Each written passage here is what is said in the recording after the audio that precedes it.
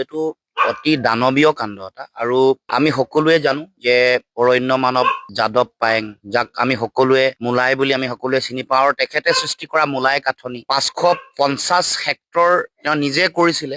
অতি সৰ্বাংগ সুন্দৰকৈ অৰণ্যখন গঢ়িছিলে, য'ত লক্ষ লক্ষ বিভিন্ন ধৰণৰ পশু পক্ষী, বিভিন্ন সৰীসৃপ, সকলো জীৱকুলৰ তাত আশ্ৰয়স্থল আৰু মানুহলে অফুৰন্ত অক্সিজেন। এই যিটো মহান কৰ্ম, তাৰ পিছত তেওঁৰ ছোৱালী মুন্মী পায়েঙেও পিতৃ পদাংক অনুকৰণ কৰি এই কাম কৰিছে। আৰু মোলাই কাঠনি 2.0, য'ত 550 হেক্টৰতকৈ 1% বেছি, 1% বেছি, তেওঁলোকে 10 লাখ গছ তাত ৰোপণ কৰিছে। যি সময়ত চাৰিওফালে গছ কাটিছে, কৰবাত যদি উন্নয়নৰ নামত দলং বনাবৰ কাৰণে গছ কাটিছে, ৰাস্তা বনাবৰ কাৰণে কাটিছে, বিভিন্ন ধৰণৰ আৱাসস্থলীৰ কাৰণে যাদৱ পায়েং ডাঙৰীয়াই কৈছে যে সমগ্ৰ ছাত্ৰ ছাত্ৰীয়ে পৰিৱেশ ৰক্ষাৰ কাৰণে, জৈৱ বৈচিত্ৰতা ৰক্ষা কৰিবৰ কাৰণে কাম কৰি আছে, সেই শিক্ষা লৈ আছে। সেই শিক্ষা লবলৈ যাওঁতে আকৌ বিশ্ববিদ্যালয় বা মহাবিদ্যালয় এখন বনাবলৈ যাওঁতে গছজোপা কাটিয়ে আকৌ আৱাসস্থলীসমূহ বনাইছে। এইটো কেতিয়াও কোনো কাৰণতে বিজ্ঞানসন্মত নহয়, গ্ৰহণযোগ্য নহয়। আৰু আমি কথা পাতোতে দেখিলো যে 5-10 বিঘা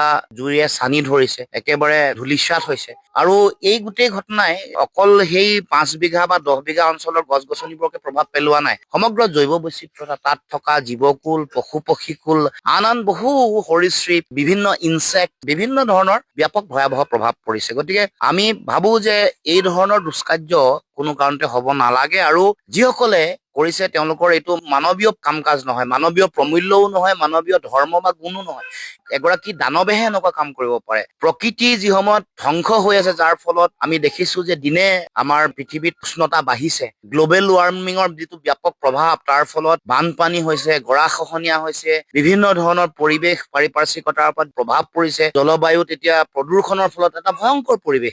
তেনে পৰিৱেশত সমগ্ৰ পৃথিৱীয়ে স্বীকৃতি দিয়া মোলাই কাঠনিক এনেকৈ কোনোবাই উদ্দেশ্য প্ৰণোদিতভাৱে যিটো কৰা আক্ৰমণ, তাৰ লগে লগে আকৌ ভূ মাফিয়া বা বালি মাফিয়াসকলৰ দৌৰাত্ম্য, যিটো প্ৰতিবাদ কৰিব লগা হৈছে, আচলতে কৰিব নালাগিছিল। নিজেই আচলতে সেইটোৰ ব্যৱস্থা চৰকাৰী যন্ত্ৰই কৰিব লাগিছিল। বন বিভাগ, বন মন্ত্ৰী, এই অঞ্চললৈ সমগ্ৰ পৃথিৱীৰ বিভিন্ন প্ৰান্তৰ পৰা পৰ্যটকসকল আহে, বিভিন্ন ধৰণৰ বিজ্ঞানী আহে, গৱেষক আহে, তেওঁলোকক অহাৰ ব্যৱস্থাটো কৰি দিব পৰাই নাই চৰকাৰে। অথচ বন ৰক্ষা, পাৰিপাৰ্শ্বিকতা ৰক্ষা বা ইয়াৰ লগত বালি বা এই গোটেই মোলাই কাঠনিখনক ৰক্ষা কৰিবৰ কাৰণে চৰকাৰে কোনো দৃঢ় পদক্ষেপ গ্ৰহণ কৰা নাই। এতিয়া আমি আহ্বান জনাইছো, কোনে এই ধ্বংসযজ্ঞ কৰিলে, কোনে এই দানৱীয় কাম কৰিলে, তেওঁলোকক চিনাক্তকৰণ কৰিব লাগে, কৰায়ত্ব কৰিব লাগে, কঠোৰৰ পৰা কঠোৰতম শাস্তিৰ ব্যৱস্থা গ্ৰহণ কৰিব লাগে। আৰু এই গোটেই জৈৱ বৈচিত্ৰতাটো ধৰি ৰাখিবৰ কাৰণে, মোলাই কাঠনিক সজীৱ কৰি ৰাখিবৰ কাৰণে, মোলাই কাঠনিলে যাতে সমগ্ৰ পৃথিৱীৰ মানুহৰ আকৰ্ষণ থাকে, আহে, তাৰ কাৰণে বিশেষ ব্যৱস্থা গ্ৰহণ কৰিবৰ কাৰণেও চৰকাৰৰ ফালৰ পৰা গ্ৰহণ কৰিবলৈ আমি দাবী উত্থাপন কৰিছো। এইটো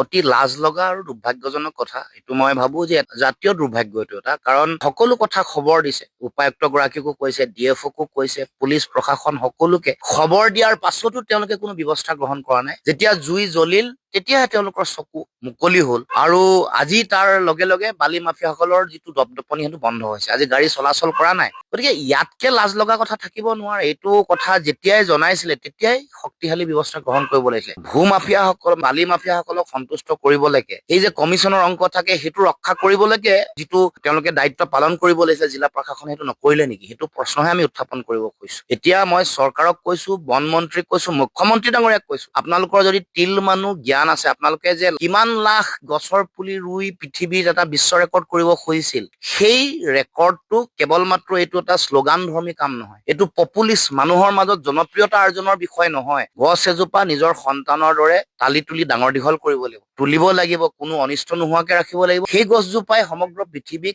অক্সিজেন দিব, জীয়াই থকাৰ সম্বল দিব, শক্তি দিব, সাহস দিব, প্ৰেৰণা দিব। গতিকে সেই কথাটো উপলব্ধি কৰি লাখ লাখ গছ থকা 550 হেক্টৰ এই মাটি তেওঁলোকে সৃষ্টি কৰা এটা উদাহৰণ, তেওঁলোকে সৃষ্টি কৰা এটা বাৰ্তা, সেই বাৰ্তাক যাতে সমগ্ৰ পৃথিৱী জুৰি লৈ যাবলৈ অসম চৰকাৰে ব্যৱস্থা গ্ৰহণ কৰে। আৰু অসম আৰু উত্তৰ পূৰ্বাঞ্চলৰ সেউজীকৰণৰ কাৰণে আৰু গছ গছনি ৰোপণ বা পৰিৱেশ পাৰিপাৰ্শ্বিকতা, জৈৱ বৈচিত্ৰতা সুৰক্ষাৰ কাৰণে চৰকাৰে বিশেষ আৰু শক্তিশালী ব্যৱস্থা গ্ৰহণ কৰিবৰ কাৰণেও আমি দাবী উত্থাপন কৰিম।